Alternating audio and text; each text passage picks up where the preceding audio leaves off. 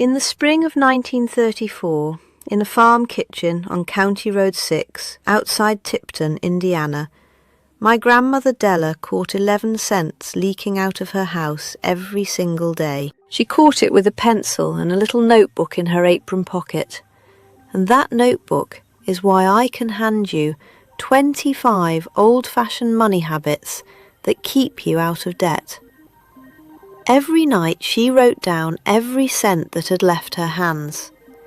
11 cents a day does not sound like a thief, but at year's end it came to just over $40, in a year when a good winter coat cost $4.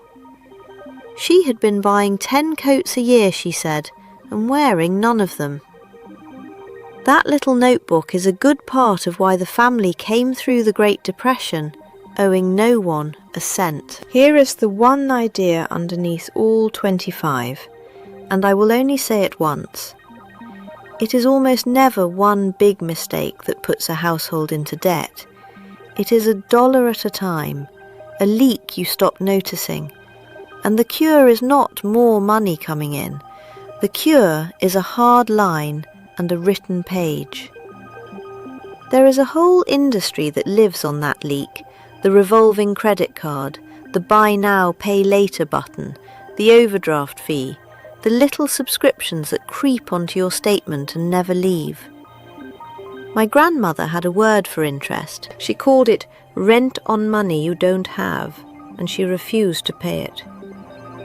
One honest thing before we count. I am not a financial advisor, and this is not financial advice. It is household thrift, and what it saves will depend on your house, your prices, and where you live. So pour yourself something warm, and if this is the company you want at your kitchen table, subscribe before we start counting. We count down from 25, and the humblest habit is last, on purpose.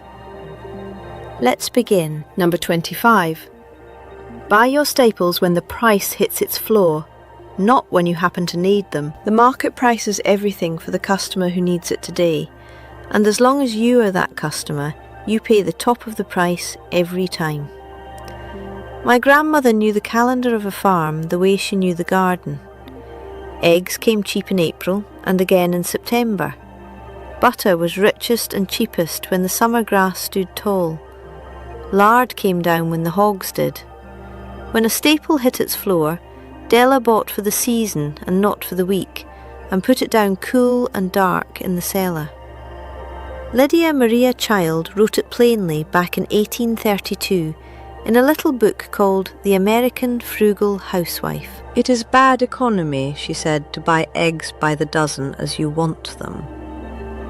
The modern version of that is a pantry shelf, a freezer in the basement, and a page in your notebook that says what each staple costs at its lowest, so you can tell a real sale from a sign that only says 1. Buy at the floor, put a little buy, and you have quietly given yourself a raise the store never authorised. Number 24.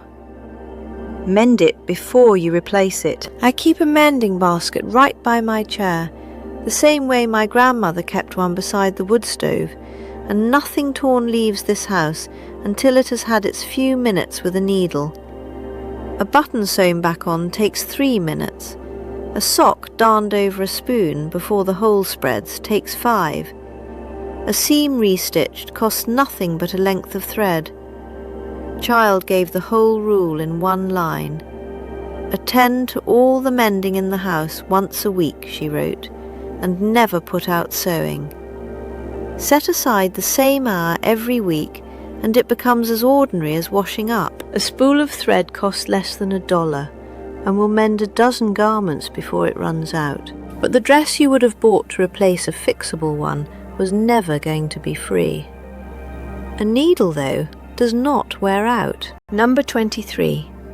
Give every dollar a job the day it arrives, before it has any chance to wander off. When the money came in, my grandmother did not leave it in one pile and spend against a running total in her head, the way most of us do without noticing. She divided it that same afternoon. So much for food, so much for the rent and the heat. So much for small needs, and something, always something, set to one side first. Today you can do it with paper envelopes, or columns in a book, or separate little accounts on a phone. The method truly does not matter. What matters is that the dollar is already spoken for before you are standing in a checkout, deciding on the spot with a tired mind. Money with no assignment drifts toward whoever is best at asking for it, and there is a whole industry paid handsomely to ask. A dollar with a job written next to its name is a great deal harder for them to talk out of your pocket. Number 22. Turn the thermostat back while you sleep and while the house sits empty. Della dressed the house the way she dressed herself, cooler at night, warmer when company came, and never once warm for nobody at all. Heating empty rooms all night long was not a comfort. It was just a habit nobody had thought to question. The Department of Energy puts a number on that habit now. Set the heat to 68 degrees while you are up and about. Then turn it back 7 to 10 degrees for the 8 hours you are asleep or gone, and you can save as much as 10% a year on your heating and cooling. Energy Star figures a certified smart thermostat, the kind that does the turning for you while you forget it exists, saves about $50 a year. If you run a heat pump, keep that setback smaller, 2 to 4 degrees, or it works against you. $50 a year saved for the simple act of turning a dial down at bedtime and letting the blankets do the rest. Number 21. When you want something that is not a genuine need, put a week between the wanting and the buying. My grandmother taught the children this before she taught them almost anything else about money. When one of them named a thing he wanted, she did not say no, and she did not run out and buy it either. She showed him how many weeks of saving it would take, and then they waited for it together. The waiting, she always said, was the whole lesson. It works just as well at 70 as it does at 6. The button that says Buy Now, the offer to split it into 4 easy payments, the checkout built so your thumb moves before your mind catches up. Every bit of it is engineered to get in between the wanting and the thinking. So put a week in there instead. Most of what you were certain you needed on a Monday has quietly stopped mattering by the following Monday, and the few things that still matter you will buy with money you actually have in hand. Number 20. Make your own stain treatment instead of buying a whole bottle for the one job. Somewhere in most laundry rooms there is a special spray that costs real money, does exactly one thing, and sits half empty for most of the year. Della never once bought a product for a job that a pantry could already do. A little plain bar soap worked into the spot, or a simple paste of things you keep in the cupboard, lifts most of what a store stain stick lifts, for pennies you already spent on the groceries. And the habit underneath is far bigger than laundry. Before you buy any single-purpose product, stop and ask whether something you already own does 90% of the same job. 9 times in 10 it does, and the 10th time you can go and buy the bottle with a clear conscience. The company selling you a differently coloured spray for every different stain is counting, quietly, on you never once stopping to ask the question. Number 19. Caulk and weatherstrip the gaps and stop paying good money to heat the outdoors. My grandmother used to stuff old rags into the loose window sashes every November when the wind turned. I use a tube of caulk from the hardware store now, but the idea is exactly hers, and it has not changed at all. You cannot heat air that is on its way out of the house, and a place with draughty windows and doors is a winter coat full of holes. On a cold day, hold your bare hand near the door frames and the window edges and where the pipes come through the wall, and feel for the cold sliding in. Seal the still gaps with a bead of cork, smoothed with a finger. Put weather stripping where the door moves against its frame. The Department of Energy says sealing those leaks saves 10 to 20% on heating and cooling, and the materials for the whole house run somewhere between $3 and $30. A $3 tube of cork standing against a fifth of your heating bill. That is the kind of arithmetic that pays for itself before the winter is even half over. Number 18. Before a worn-out garment ever goes into the rag bag, harvest it first. The buttons, the good zipper, the hooks and the snaps, all of it comes off and drops into a tin. These are free notions, and they are exactly what fills the mending basket back at number 24, so the next repair costs you nothing at all.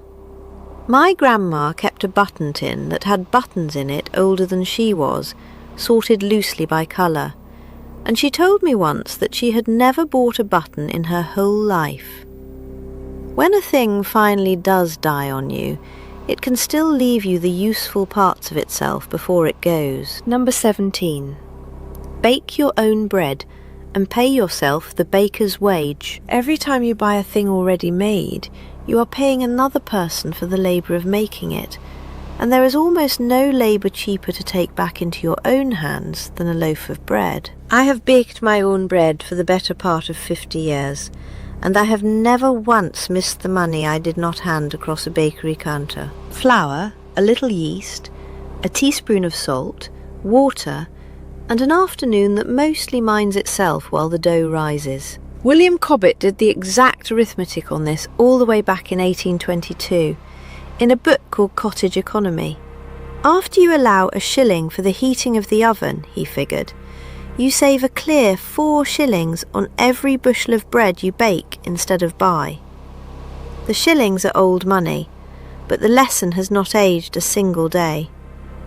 Bread teaches you the whole principle in one afternoon, and once you have felt it in your own kitchen, you start looking at everything else you buy ready-made and asking what the labour alone is really costing you. Number 16.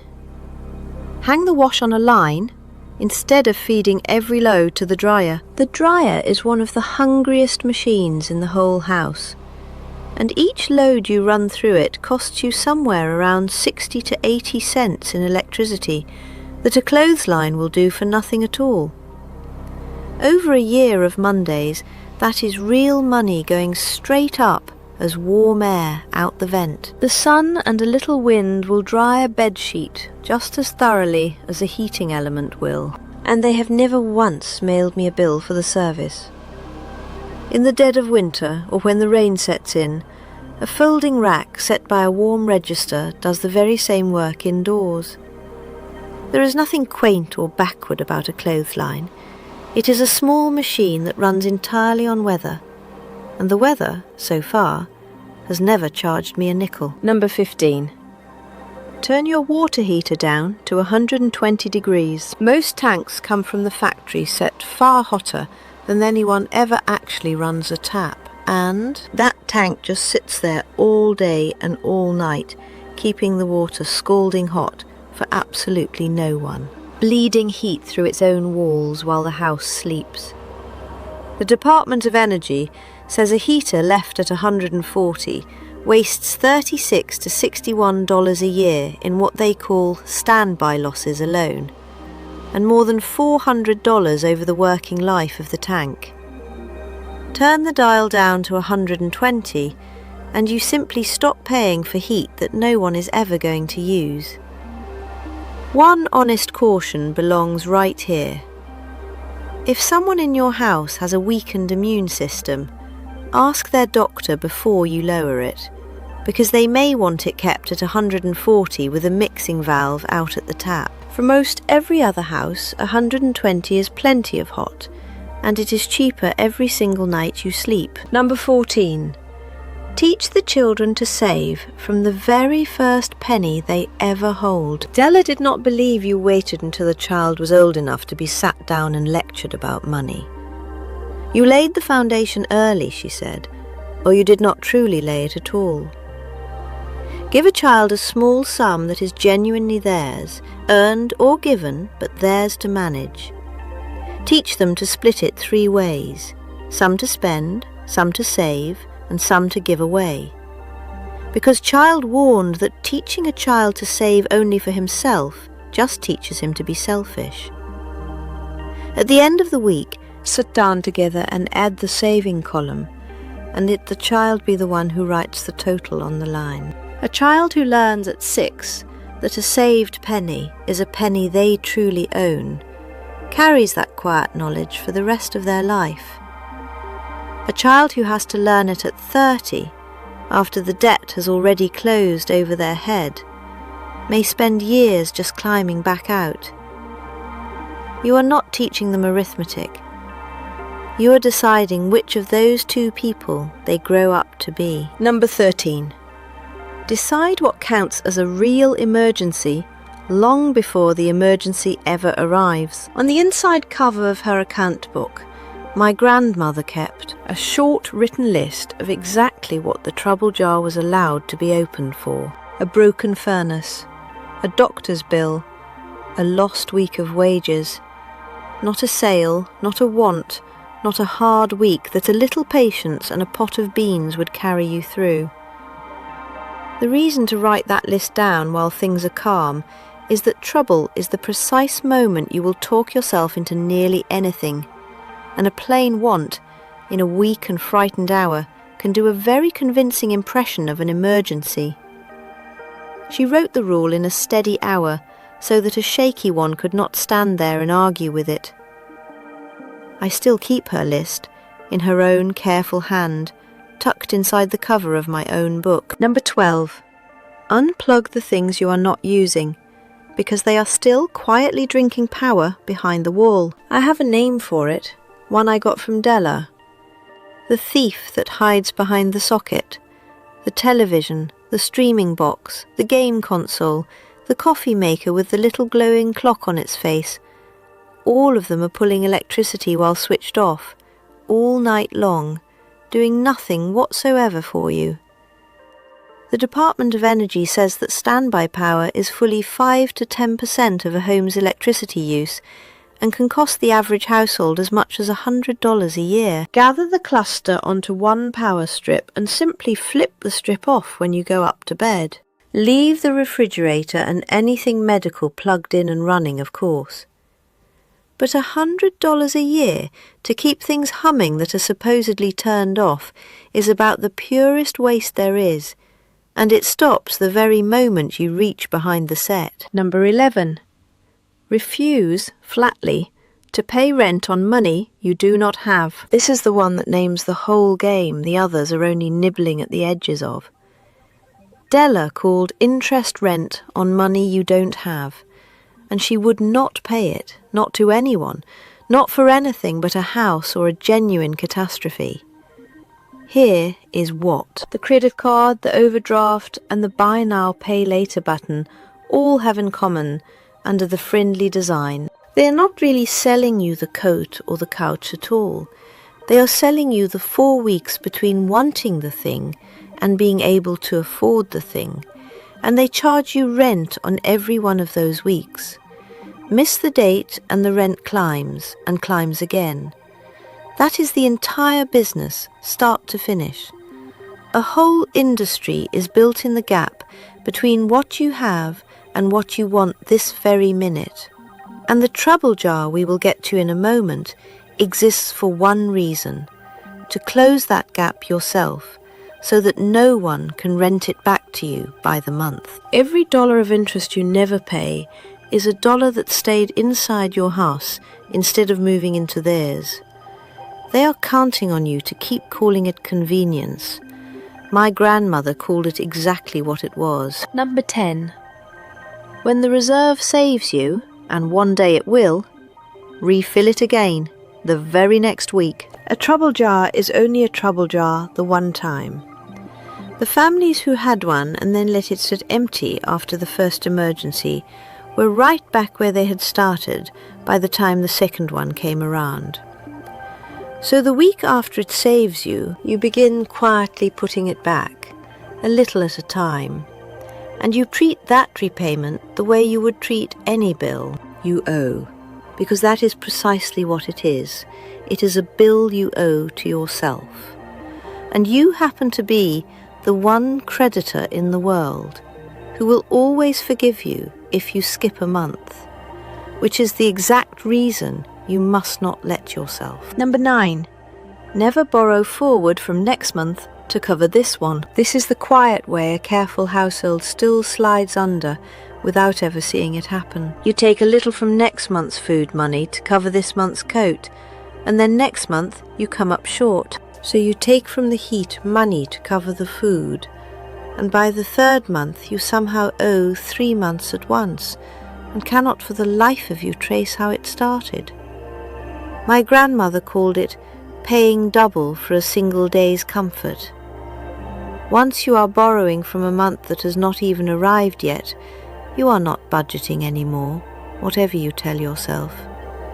You are just falling, slowly, and calling the fall managing.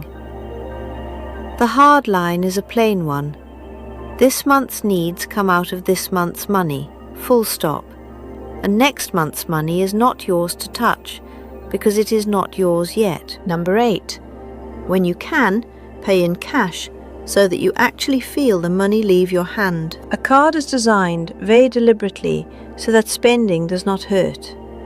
And spending that does not hurt at all is spending you will not remember by supper. Hand over 3 worn bills for a lunch, and some small part of you takes notice and files it away. Tap a little plastic rectangle for the identical lunch, and it leaves no mark on you at all, which is the whole entire point of the rectangle. My grandmother counted real coins into real hands across a real counter, and that counting was itself a small break, riding gently on the spending. You do not have to live your whole life on cash, but for the money that tends to leak, the small daily nothings that add up in the dark, carry a set amount in bills and spend only that. When the folding money is gone, the day's spending is finished, and you will find, to your surprise, that you remember every dollar of it. Number 7. Before you cut a single bill, write every last one of them down. You cannot cut a charge you have never once actually sat down and totalled, and almost nobody ever has. So, pull out the last 2 or 3 months of statements, every account and every card, and write each recurring charge on its own line. The amount, the day of the month it hits, and the last time you bothered to check what it ought to cost. Go back 3 whole months and not just the one, because the annual fees and the quarterly charges love to hide in the months you are not looking, and the single month, all by itself, always flatters the picture. When you finally total that column, the number is nearly always higher, sometimes a good deal higher, than the one you have been carrying around comfortably in your head. And that gap between what you think you pay and what you truly pay is where all the rest of this list goes to work. First you see it, then and only then you cut it. Number 6. Cancel the things you long ago forgot you were even paying for. This is where number 7 earns its whole keep, because now you are sitting with that list of recurring charges and putting a hard question to each and every one. Have I actually used this in the last 60 days? Could I live without it for a year and not miss it? The forgotten subscription is nothing but the modern version of Della's 11 cents a day. The leak you stop noticing precisely because it is small and automatic and never asks your permission twice. There is no honest national figure for what people turn up when they look, because the only number that matters is your own. But people routinely uncover $30, $60, even $100 a month, draining out for things they cannot account for. A streaming service watched exactly twice. 2 apps quietly doing the very same job. A free trial that became a paid subscription 11 months ago while you weren't looking. Cancel them and you have handed yourself a raise that no boss on earth had to approve, out of money that was already yours and was walking straight out the door. Number 5. Call the company on the telephone and ask, right out loud, for a lower rate. The cable company, the internet company, the phone company, every one of them is counting on a single thing, that you will never once pick up the phone and call. They know it so well that they keep an entire department staffed for the handful of people who actually do. It is called retention, and its whole reason for existing is to find you a better price the very moment you sound ready to walk away. So, look up first what a brand new customer pays for the same service you already have, then call, and say plainly that you have been a loyal customer, you have seen the competitor's price, and you are seriously considering a switch. If the first person cannot help you, ask straight for the retention department, because they are the ones who can. Get any new rate confirmed in writing before you hang up. The worst thing they can say to you is no, and then you hang up paying the exact same amount you were paying 5 minutes before you dialed. Number 4. Stop your spending at the edge of your income and not one single dollar past it. This is the hard line the whole long list has really been circling the entire time. Most households that end up behind did not get there with one reckless, dramatic purchase. They got there through creep. One dinner out, one sale too good to pass up, one small yes at a time. But each of them nothing on its own. All of them together a slow, steady bleed out of an income that honestly should have been enough to live on. Child wrote it down in 1832, in language you can still put to work tonight. If $2 a day comes into the house, she said, let nothing but sickness push you past 9 shillings going back out. Write your own version of that fraction at the very top of the month, before you have spent a cent of it, and then hold that line even on the nights when the reason to cross it sounds perfectly reasonably good, especially on those nights. A sufficient income spent right up to its exact edge keeps you free and clear. That very same income spent $1 past the edge, month after quiet month, is exactly how a comfortable house ends up owing. Number 3. Learn to hear the words, "You deserve it," for the sales pitch they truly are. There is a gentler voice than the credit card, and in some ways it does the deeper damage, because it wears your own tired feelings like a borrowed costume. You work so hard, it murmurs. You have had such a long week. You deserve this little thing. And you do work hard, that part is entirely true.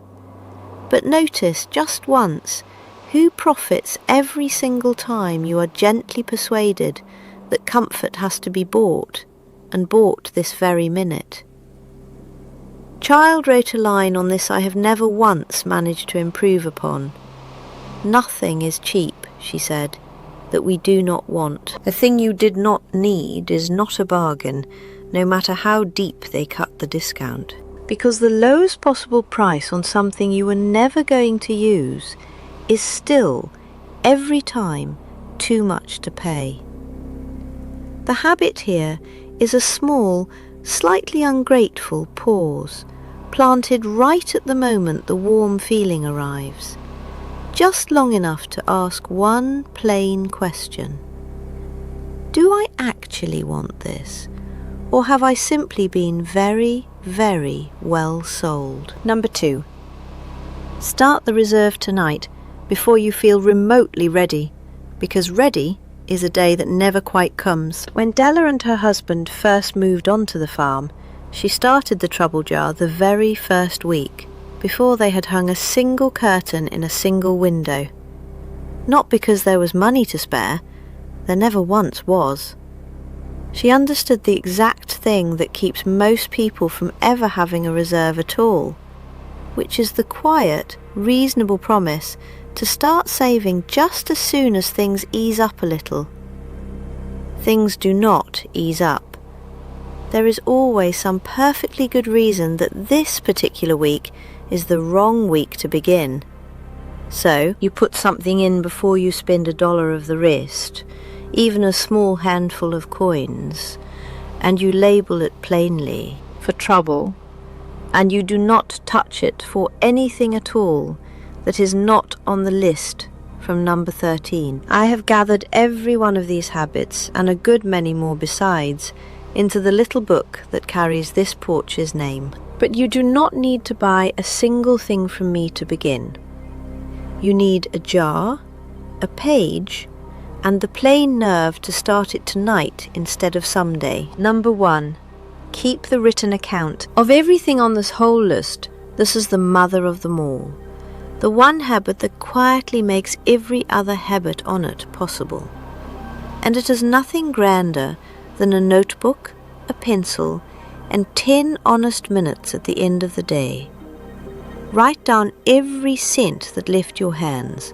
The newspaper, the stamp, the coffee, the penny candy on a Saturday. At the end of the week, add the column up and set it plainly against what came in. That one number will tell you the truth your feelings are going to spend all week long arguing with.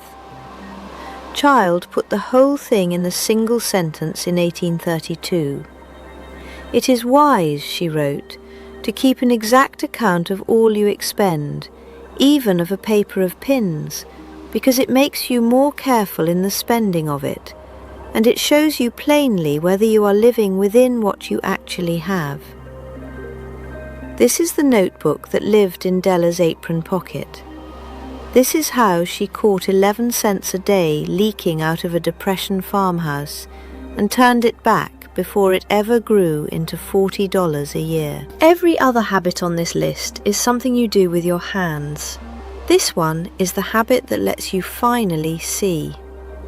You cannot stop a leak you have never once looked at, and the page is where you look. Keep the account faithfully, and you will see every one of them coming from a long way off. So there they all are. 25 old-fashioned money habits, and not a single one of them asks you to earn $1 more than you already earn.